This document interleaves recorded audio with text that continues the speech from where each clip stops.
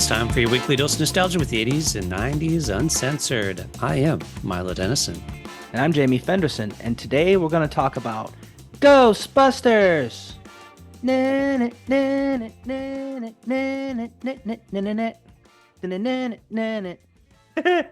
Ghostbusters turns 40. Congratulations, Ghostbusters, on making it 40 years. Crazy, dude. Yeah. Did you know Ray Parker Jr. got sued for that song by Huey Lewis and the News? No, really? Yeah. Basically, they asked Huey Lewis and the News to do the theme song for the movie, and they said no. And then so Ray Parker Jr. did it.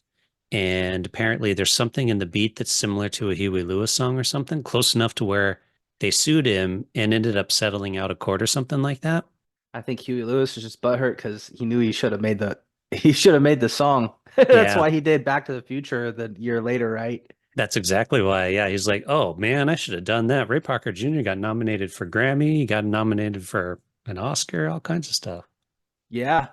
Well, and he came up with that song after watching a commercial about like a plumber commercial. Yep. And the commercial was like, "Who are you gonna call?" And it's like, "Oh, that's catchy," and that's how he got the song. And when the girls who say Ghostbusters, that's his girlfriend and her friends, because he Mm. was on such a tight deadline. He's like, "Come over here and with your friends and say Ghostbusters." And they're like, oh, right, Ray Parker Jr., because it's you. Yeah, but Ghostbusters, that was it, again. There were a lot of issues growing up being a kid in the 80s, but movies were magic. And this was one of them. This movie was awesome. It was huge. Yep. I believe it still or was the highest grossing comedy from the time it was released up until Home Alone came out in 1990. I So, think adjusted for inflation, it's the still the biggest movie Columbia Pictures ever did. yep. So yeah, it was an amazing. I mean, I remember as a kid seeing this movie and thinking it was the most amazing thing ever. Like the special effects, the comedy, the everything about it was fantastic. Yeah, it's just another one of those perfect movies. So it's directed by Ivan Reitman and it's written by Dan Aykroyd and Harold Ramis. So you know you're getting some good stuff. And it stars Bill Murray, Sigourney Weaver. Harold Ramis also stars in it. Rick Moranis, Ernie Hudson, and they just have. It's such a cool movie, and I didn't know this. A lot of this movie was ad-libbed. Like it went way off script. They just, Bill Murray just started saying stuff, and they just started interacting, and they're like, "Film it. I guess that's what we're gonna do." Works for us, makes us laugh. Yeah, the original script by Dan Aykroyd apparently was quite different. It took place in the future, and Ghostbusters were already a thing, and apparently was a bit darker. So when they brought in Harold Ramis to help with the rewrite, make it a bit more comedic, but then at the end of the day, anyways, they didn't use a lot of what he wrote because they got Bill Murray to do it, and Bill Murray's like, I don't need to memorize no lines. I'll just improvise my stuff, Gotta go do. I'm just gonna go do my thing. do my Bill Murray thing. Yeah, and I think what makes this movie epic is the combination of all the iconology. So things like the firehouse is their base, like this old firehouse, and they got this quirky secretary.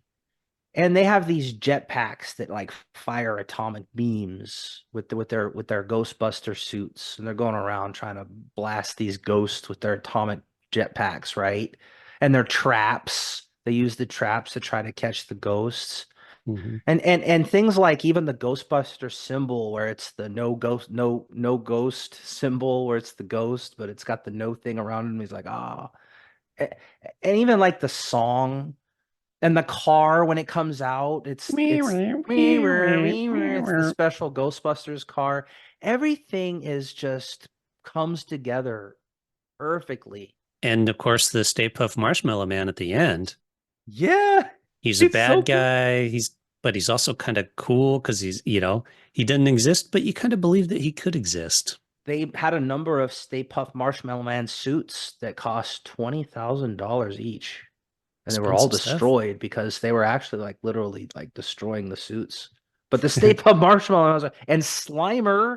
He wasn't even in it that much, but he was just so iconic because he's this cool ghost going around sliming people.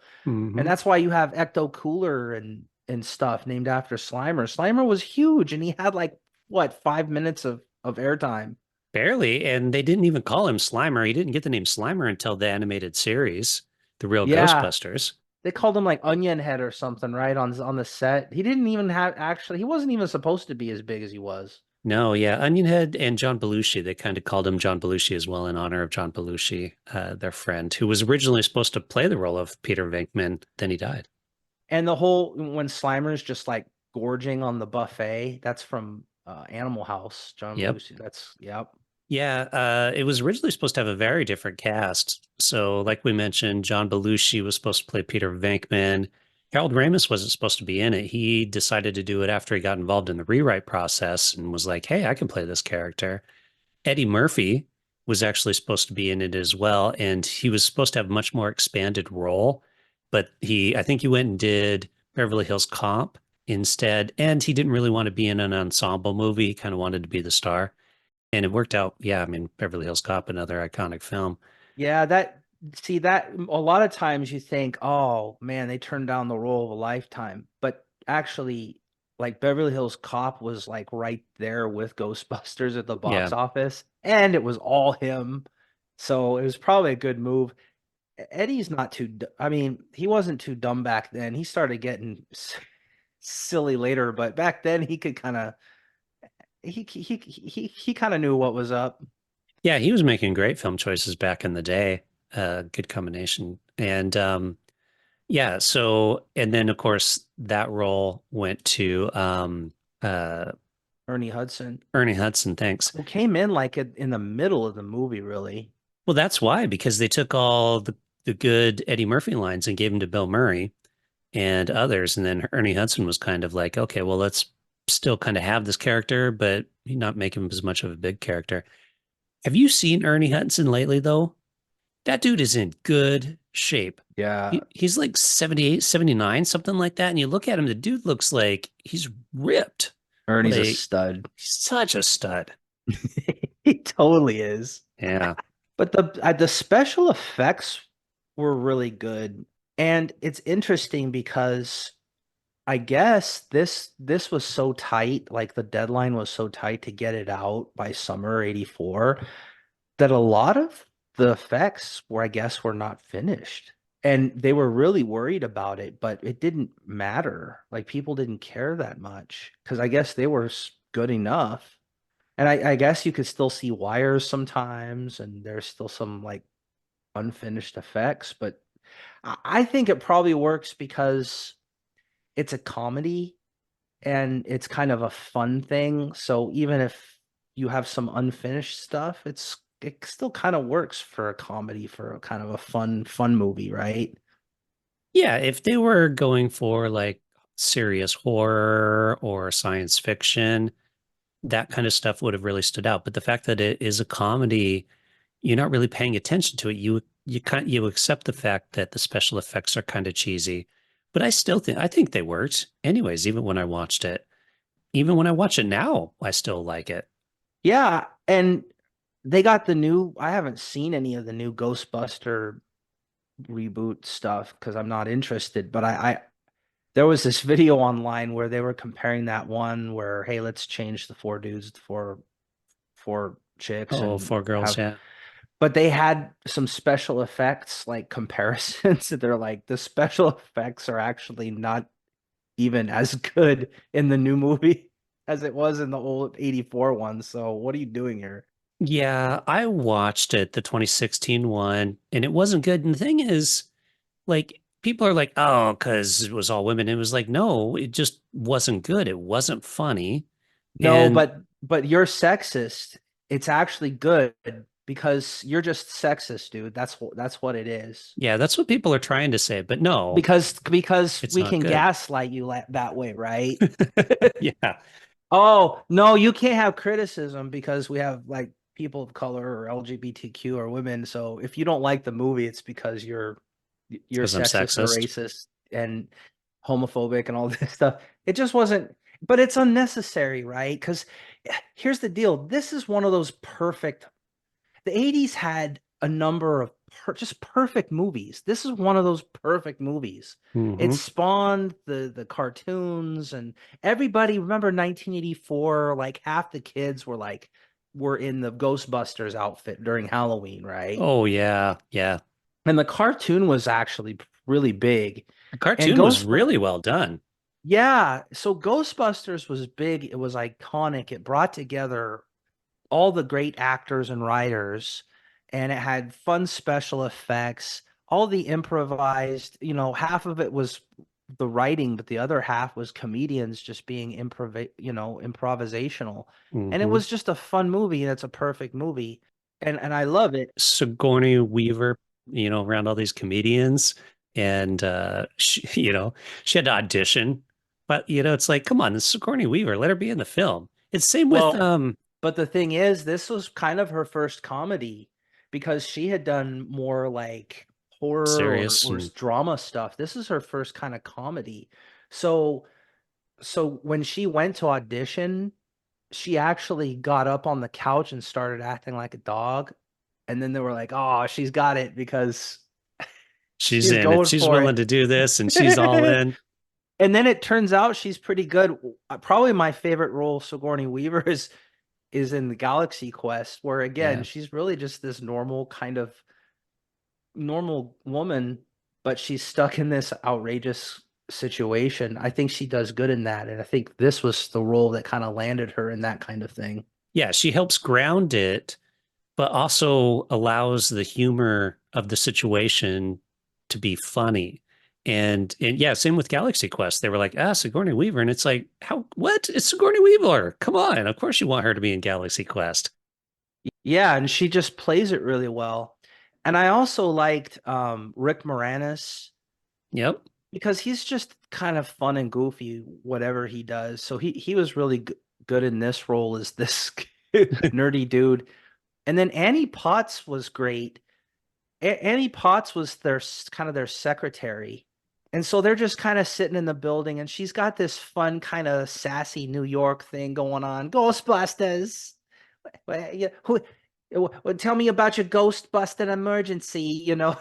It's like old school private detective movies where they used to have receptionists back then. I'm a private eye, but I have my own receptionist. Kind of like that. I thought she was really good in this. Oh, yeah. William Atherton as Walter Peck. He would get abuse hurled at him after this film because he was such a prick in the film. People would be Yeah. like, yeah, Well, it's sad because he shouldn't be treated that way, but it's no, it's also just a to role. his credit though, if you can convince people you're such a dick, then you're a pretty good actor, right? Because Yeah, he's probably a pretty nice guy in real life. I don't know him, but he's probably pretty decent fella, but he can act like such a dick that people like throw tomatoes at him and shit on the street. exactly. But school buses of children are heckling him as he's walking down the streets in New York. I mean, that's sad, but it's also like, I mean, wouldn't you think about it? You're an actor guy, right? If you played a role of whatever and you played it so well that people are treating you like that when you go out on the street, it kind of sucks, but at the same time, you're like, yeah, I did a good job and I did my job. You just have to embrace it. You'd be like, it was just a character, you little punks. But it was good. You were so believable that people Yeah. loved to hate you. Yeah, so I mean, this was one of those. There's a handful of films that like define an 80s childhood, right? And this wasn't even really supposed to be a kids movie. This is supposed to be more of an adult themed comedy. Yeah. I guess Ivan Reitman kind of toned it down from its original so it could be maybe a little more family friendly, but it wasn't supposed to be originally like especially popular with kids, but it was huge with kids, dude. Yeah, they changed a bunch of lines in the script as well to make them a bit more comedic and less, offensive and that kind of stuff. But I mean, it's action, it's comedy, it's ghosts. Of course, kids are going to love this. It's like atomic power pack guns blasting and traps to catch demons and stuff. This is amazing. This is one of those handful of movies in the 80s. Like when you think what are five movies in the 1980s to define an 80s childhood? This is on that list. 100%. Definitely would put this on my list. Maybe we should add that to the episode list of movies that defined an 80s childhood. Yeah, well, and this would be on there, right? Yeah, I would put So it on I my list. Yeah, and I even like how it starts out. So Peter Venkman and Ray, and they're at Columbia University, and they're studying paranormal, and they're doing like these unethical experiments on their students and stuff. They're just already pretty weird, and so they get kicked out because they're too weird. So then but they're so convinced that the paranormal exists, they start a business. That's another thing I kind of liked about this is when you're a kid in the 80s, you think, man, maybe I'll start a business someday. But starting a business to go out and like people call you as kind of an exterminator, but instead of like exterminating, cockroaches, you go out with this cool proton pack and you blast ghosts, right? That's a cool business to start, don't you think so? Hmm. Especially because, like, hey, we caught one ghost, so let's start a business catching ghosts. Sure. All right. And then but everybody thinks they're a bunch of quacks, right? So they're in this old firehouse in New York and they have this goofy car, this mobile, and they're just experimenting with how to catch ghosts with their proton packs and their traps. But everybody thinks it's dumb, and then they eventually go to jail because the EPA is like on their ass. But then what is it, Gozer and his worshiper or something, and The dogs. they were pretty scary, those dogs. So the dogs and take over Rick Moranis and Sigourney Weaver and go to help relieve Gozer. And it's stupid. It's funny you think about. Oh no, I'm thinking of the second movie. Never mind. I was going to make a comment about the second movie, but that's a different movie.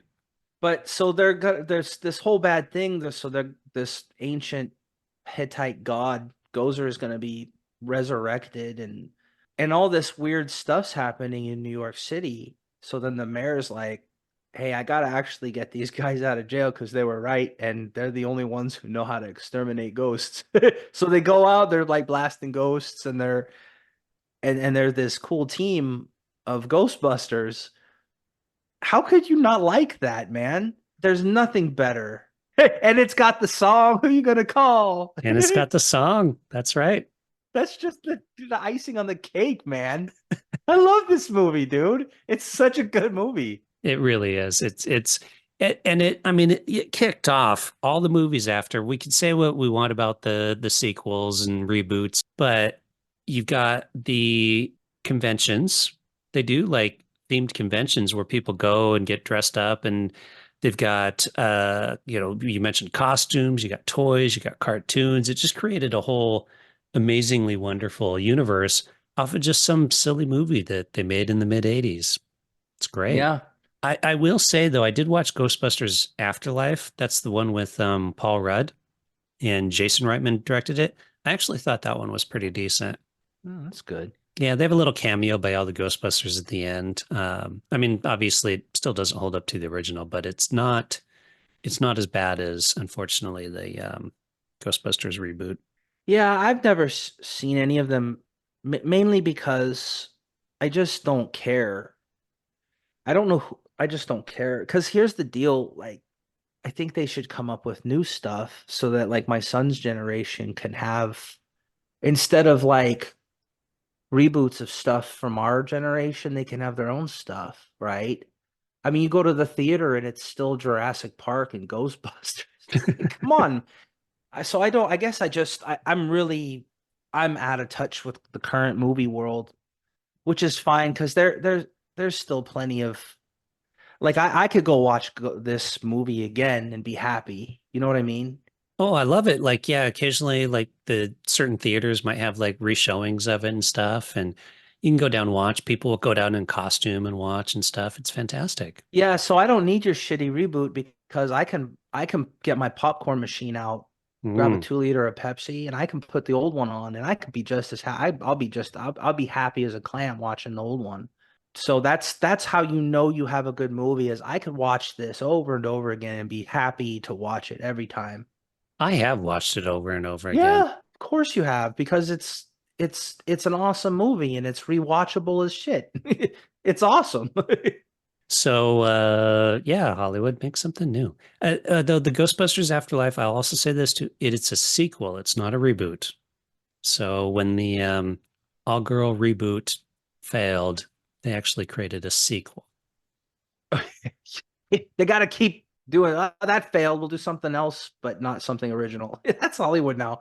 Yeah, yeah, See, yeah. and this is the time. So there's a lot of bad things about the 80s that we could say. I'm not saying anything about the 80s was great because there's a lot of not stuff that Oh, wasn't. yeah, we've had episodes on that. Yeah, but one thing nobody ever complained about is the films. I miss that. I miss how magic movies were, and this is one of those magic movies that just that and you go to school and everybody's talking about it. Oh, did you see Ghostbusters? Oh, God, which one are you? Oh, I think I'm Ray. Which one are you? I'm Egon.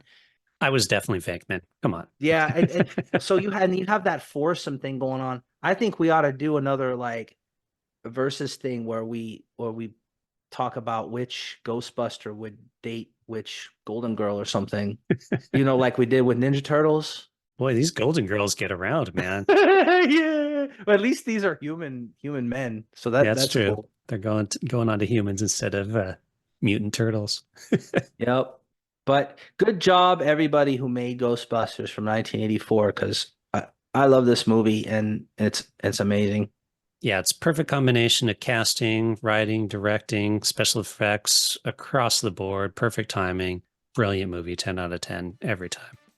Well, podcast listeners or podience, as I occasionally say, let us know your opinion of Ghostbusters because it turned 40 this year, or it's turning 40. I think it came out in June or July. June, so it's turning probably right up more or less the time we're gonna Releasing release this. this episode. So this is our 40th anniversary tribute podcast episode to the glory that is Ghostbusters. You got it. Let us know. You can shoot us an email at info@the80sand90s.com. You can reach us just through the website, the80sand90s.com. And with that, we will say we are out of here because we ain't afraid of no ghosts.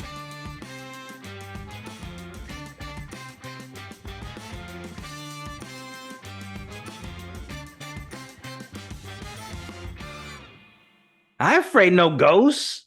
I like to say it that way. Like I ain't afraid of no ghosts. I'm afraid no ghosts.